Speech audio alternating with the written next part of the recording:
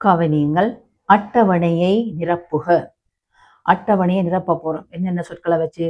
நீவீர், அவள், எனது, யாம், படகு, நீங்கள், நாம், அவை, உன்னுடைய, விமலன், எங்களுடைய, நீ. இதை பாருங்கள். தன்மை, முன்னிலை, படற்கை. தன்மை, முன்னிலை, படற்கை. கவனிச்சு கொள்ளுங்கள். தன்மை என்று சொன்னால் உங்களுக்கு என்னென்னு தெரியணும்? தன்மை என்று சொன்னால் நான். இப்ப நான் என்ன பற்றி நான் சொல்றேன். நான், என்னுடைய, நான், என்னுடைய, எங்கட குடும்பம், எங்கட மாமா, என்ற வீடு, என்ற கார் அப்படின்னு சொல்றது நான், எங்கட எல்லாத்தையும் சொல்றது தன்மை. முன்னிலைன்னு சொன்னா முன்னால நிக்கிறாள், எனக்கு முன்னால நிக்கிறாள். நீ, உன்னுடைய வீடு, உன்ற கார், உங்களோட பொருட்கள் அப்படின்னு சொல்லி கதைக்கிறது எல்லாம் முன்னிலை. முன்னால நிக்கிறாக்களை பற்றி, எதிரில் நிக்கிறாளை பற்றி கதைக்கிறது முன்னிலை. படற்கைன்னு சொன்னா இவை ரெண்டு பேரையும் மிக்ஸ் பண்ணினா படற்கை. சரியோ? இவை ரெண்டு பேரும் சேர்ந்தது படற்கை. அவன், அவள், அது, அவர்கள் சொல்லி வரும். கவனிச்சு கொள்ளுங்க. இனி நீவீர். நீவீர் என்று சொல்றது உங்களுக்கு நீவீர் என்று சொன்னா ஒரு வசனத்துல சொன்னாதான் உங்களுக்கு தெரியும். பிள்ளைகள், நீவீர் பெற்ற அருங்கனியை ஐவீரும் ஒரு வீராய் பகிர்ந்து நுகர்மின் என்று சொல்லி பஞ்சபாண்டவர்களுக்கு அவன் அம்மா குந்தி தேவி சொல்லுவான். நீவீர் என்று சொன்னால் நீங்கள். அதைத்தான் சொல்லுவோம். நீங்கள் என்று சொல்றது யாரு? முன்னால நிற்கிறாள். அப்ப எங்க வரும்? முன்னிலைக்குள்ள வரும். நீவீர். அடுத்தது பாருங்கள். அவள். அவள் என்று சொல்றது யாரு? எனக்குள்ளேயும் வராது, முன்னால நிக்கிற ஆளுக்குள்ளேயும் வராது. இது எங்க வரப்போகுது? படற்கைக்குள்ள வரப்போகுது. அவள்.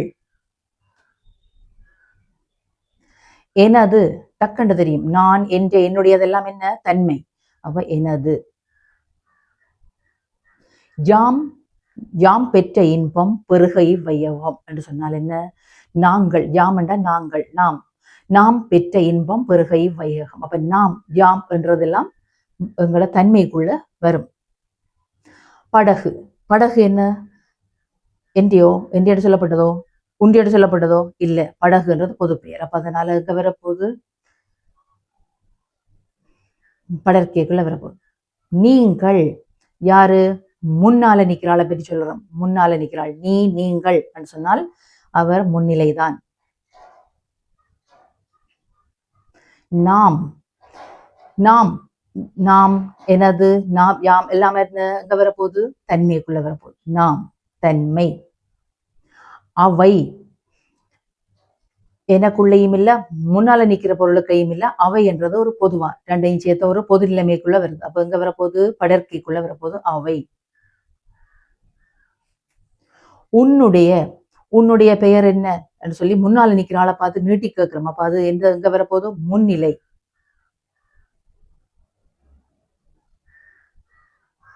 விமலன்.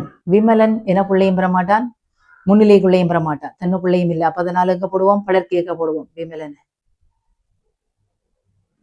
எங்களுடைய. எங்களுடைய என்பது எங்க வரப்போகுது? தன்மைக்குள்ள வரப்போகுது. நான், என்ற, என்னுடைய, எங்களுடைய எல்லாம் எங்க? தன்மைக்குள்ள. அடுத்த கவிங்கள். நீ. யாரு? நீ. நீ ஒரு குற்றவாளியா என்று கேட்போம். நீ. அப்போ இது முன்னிலை. ஓகே, இதுவும் பூர்த்தி செய்யப்பட்டாச்சு. பாருங்கள். தன்மைக்குள்ள யார் யார் வராங்க?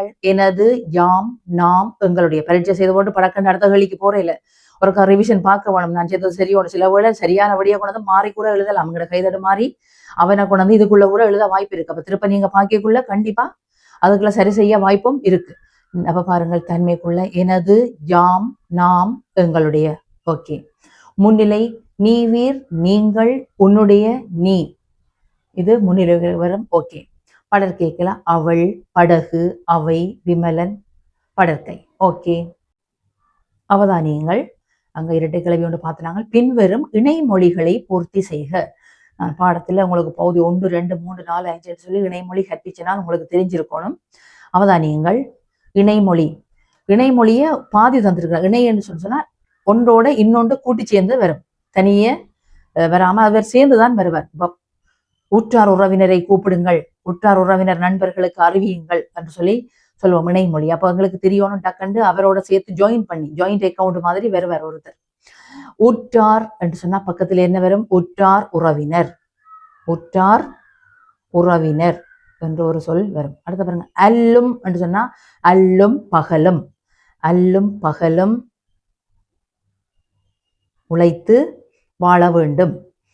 நோய், நோய் நோய் நொடி அணுகாமல் உடலை பாதுகாக்க வேண்டும். ஒன்று நோய் நொடி என்று போட வேண்டும், அல்லது நோய் பிணி என்று போடணும். நோய் பிணி, நோய் பிணி என்று போட பழக வேணும், அல்லது நோய் துன்பம். அவதானித்துக் கொள்ளுங்கள். தற்சமயம் இன்னொரு இடத்துல வந்தா தடுமாறக்கூடாது.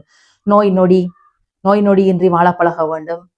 நோய் பிணி இல்லாது வாழ தெரிந்து கொள்ள வேண்டும். நோய் நோய் துன்பம் அற்ற வாழ்வே குறைவில்லாத செல்வம் என்று சொல்லி நாங்கள் சில எல்லாவற்றையும் தெரிந்து வச்சிருக்கோம். நோய் நொடி, நோய் பிணி, நோய் துன்பம். அடுத்த தடல் புடல். என்ன திருவிழா, அங்க தடல் புடலாக சமையல் நடக்கிறது, நல்ல வாசமா இருக்கிறது என்று சொல்லி கதைப்போம். தடல் புடல் என்று சொல்றது நல்ல அமர்க்களமா சமையல் நடப்பதையும், ஒரு ஆர்ப்பாட்டமா ஒரு விஷயம் நடக்கிறதையும், மங்களகரமான விஷயத்த தடல் புடல்னு சொல்லுவோம். கண்ணும் கருத்தும். கல்வியில நீங்கள் என்னவா இருக்கணும்? கண்ணும் கருத்தும். அங்க கண் மட்டும் இருந்தா போதாது, கருத்தும் சேர்ந்து இருக்கணும். சாரி, திருப்பியும் கண்ணும் கண்ணும் கருத்தும். கண்ணும் கருத்தும். சரியோ? கண்ணும் கருத்தும். உயர்வு தாழ்வு. உயர்வு தாழ்வு. உயர்வு தாழ்வு டக்கு டக்குன்னு தெரியும். தடல் புடல், கண்ணும் கருத்தும், உயர்வு தாழ்வு, உற்றார் உறவினர், அல்லும் பகலும், நோய் நொடி, நோய் பிணி, நோய் துன்பம். ஓகே பிள்ளைகளே, இந்நேர வணக்கங்கள். பாருங்கள், பரீட்சை வினாத்தாட்களை தொடர்ந்து செய்து கொள்ளலாம். அவதானியுங்கள். முதலாவது வினா, தரப்பட்ட அழைப்பிதழை கொண்டு கேட்கப்பட்ட வினாக்களுக்கு விடை எழுதுக. தரப்பட்ட அழைப்பிதழை கொண்டு கேட்கப்பட்ட வினாக்களுக்கு விடை எழுதுக. தரப்பட்ட அழைப்பிதழ் துண்டு ஒன்று தரப்பட்டிருக்கு, அது சட்டியே இருக்கா, வாசித்து பார்க்கலாம். ராமநாதன் கல்லூரியின் பரிசளிப்பு விழா 2024. இடம் கல்லூரியின் பஞ்சலிங்கம் மண்டபம். நேரம் காலை 10 மணி முதல் மாலை 5 மணி வரை. திகதி 15/2/2024. பிரதம விருந்தினர் திரு க. சண்முகநாதன். சிறப்பு விருந்தினர் திரு இ. பிரேம்குமார். அனைத்து மாணவர்களும் பரிசளிப்பு வைபவத்தில் கலந்து கொள்ளுமாறு அன்புடன் அழைக்கின்றோம். அதிபர், ஆசிரியர்கள், மாணவர்கள். இலக்கம் 12, கல்லூரி வீதி, மட்டுவில். இதுதான் விளம்பரம். பாருங்கள், முதலாவது வினா, இப்பரிசளிப்பு விழா நடாத்தும் பாடசாலை எது? இப்பரிசளிப்பு விழா நடத்தும் பாடசாலை எதுன்னு பாருங்கள். ராமநாதன் கல்லூரியின் பரிசளிப்பு விழா என்று தரப்பட்டிருக்கு. அப்ப பரிசளிப்பு விழா நடத்தும் பாடசாலை எது? ராமநாதன் கல்லூரி. அப்ப இதில் எழுத வேண்டிய விடை இராமநாதன்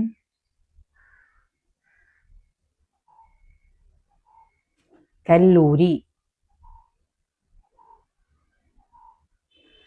அடுத்தது பாருங்கள், இவ்விழாவின் பிரதம விருந்தினர் யார்? பிரதம விருந்தினர் இப்ப வாசிச்சு கொண்டு வந்து நாங்கள் பாருங்கள். கல்லூரியின் பரிசளிப்பு விழா, இடம் பஞ்சலிங்கம் மண்டபம், நேரம் இது, திகதி, பிரதம விருந்தினர். இங்க பாருங்கள், திரு க. சண்முகநாதன். அப்ப நாங்க எழுத வேணும் திரு. திரு எல்லாம் போட்டு எழுத வேணும். சாதாரணமா க. சண்முகநாதன் என்றும் போட முடியாது, தனிய சண்முகநாதன் என்றும் போட முடியாது. அதனால கவனமாக எழுத வேண்டும். திரு க. சண்முகநாதன் என்று குறிப்பிட்டால் மட்டும்தான் உங்களுக்கு முழு புள்ளி வழங்கப்படும். மூன்றாவது வினாவை பாருங்கள். இப்பாடசாலை அமைந்துள்ள முகவரி யாது? பாடசாலை அமைந்துள்ள முகவரி பாருங்கள். இந்த அழைப்பிதழ் காட்டில இங்க அவர்கள் அழைக்கப்பட்ட ஆக்களும் இது முகவரியும் போடப்பட்டிருக்கும். அப்ப இதுதான் முகவரி. இலக்கம்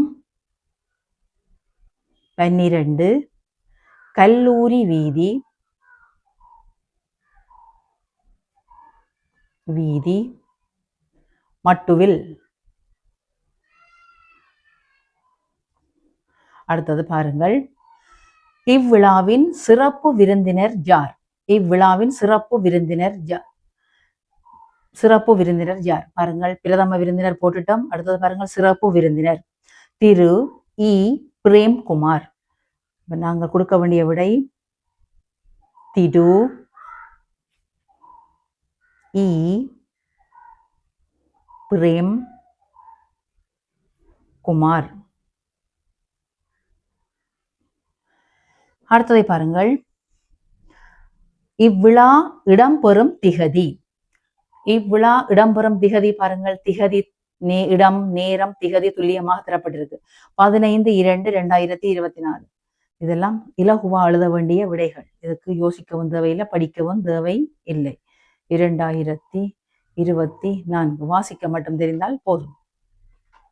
6வது வினாவை பாருங்கள், அழைப்பினை விடுத்தவர்கள் யாவர்?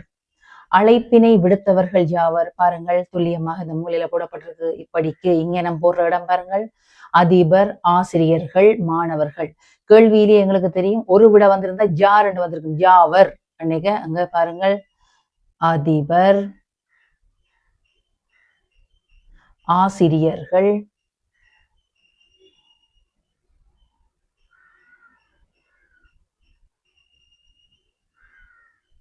மாணவர்கள்.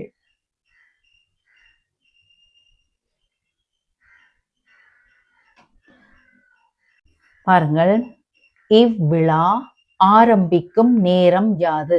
விழா ஆரம்பிக்கும் நேரம் யாது என்று சொன்னால் அப்படி என்ன பாருங்கள், ஆரம்பிக்கும் நேரம் திறந்திருக்கிறாங்க, காலை 10 மணி. எங்களுக்கு முடிவுறும் நேரம் எத்தனை மணி என்று கேட்கப்பட்ட நேரம், ஆரம்பிக்கும் நேரம் 10 மணி. அப்ப நாங்கள் எழுத வேண்டிய விடை பாருங்கள், காலை 10 மணி.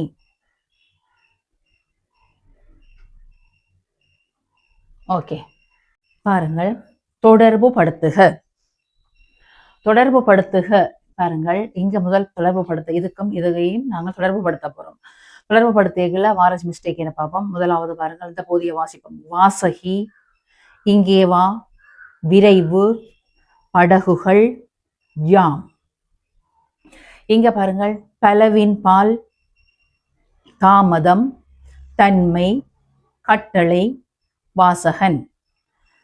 ரைட், நாங்கள் இனி தொடர்பு படுத்த போறோம். வாசகி, அதுக்கு மேட்சிங்கா என்ன தெரியுது, வாசகன். வாசகி, வாசகன் என்றால் இங்கே வா. இங்கே வா என்பது எப்படி தெரிகிறது உங்களுக்கு? தாமதம், தன்மை, கட்டளை. என்னவா தெரியுது? இங்கே வா என்று சொல்லி என்ன சொல்லுவோம்? கட்டளை இடுவோம். அப்ப அதனால பாருங்கள், கட்டளை என்ற சொல்லுகளை மேட்ச் பண்ணிவிடுவோம். அடுத்தது விரைவு. விரைவுக்கு எதிர்ச்சொல் என்ன? தாமதம். விரைவு, தாமதம் என்று போடணும். அடுத்தது பாருங்கள், படகுகள். படகுகள், படகுகள். இனி மிச்சமாக இருக்கிறது 2, பலவின் பால், தன்மை. அப்ப படகுகள் என்பது என்னவா வரப்போகுது? பலவின் பாலாக வரப்போகிறது. பலவின் பால். ஓகே. அடுத்த ஜாம்.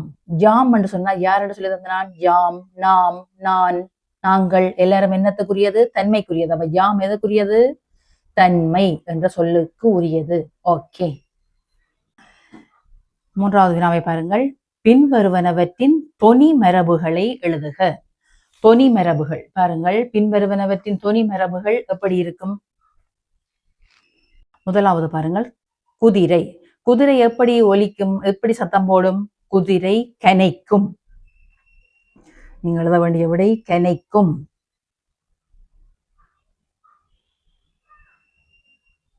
குதிரை கனைக்கும். குரங்கு. குரங்கு என்ன செய்யும்? அலம்பும். குரங்கு கத்தாது, அலம்பும். குரங்கு அலம்பும். குதிரை கனைக்கும், குரங்கு அலம்பும். எலி கத்தும். எலி கத்தும். பாம்பு சீறும். பாம்பின் சத்தத்தை எப்படி சொல்வோம்? சீறும். சேவல். சேவல் படாரண்டு தெரியும் உங்களுக்கு? கூவும். சேவல் கூவும். தேவாங்கு. தேவாங்கு எல்லாருக்கும் தேவாங்க தெரியாதா? ஆனா தேவாங்குன்ற பெயர் ஃபேமஸ். சொல்லுங்க, எல்லாரையும் பாருங்க, உடனே அம்மாவே சொல்லுங்க, தேவாங்க மாதிரி கண்ணீர் வடிச்சு கொண்டு நிற்கிறேன் என்று சொல்லி பேசுறவை பார்த்துனீங்களா? தேவாங்கு கண்ணீர் வடிக்குதுன்னு. தேவாங்கு அழும். தேவாங்குன்ற சத்தத்தை எப்படி சொல்லுவோம்? அழும். என்று அழும் தேவாங்கு. தேவாங்கு அழும். குயில் கூவும். குயில் கூவும். யானை பிளிரும். யானை எப்படி செய்யும்? பிளிரும். கவனியுங்கள். சேவல் கூவும், தேவாங்கு அழும், குயில் கூவும், யானை பிளிரும். ஓகே.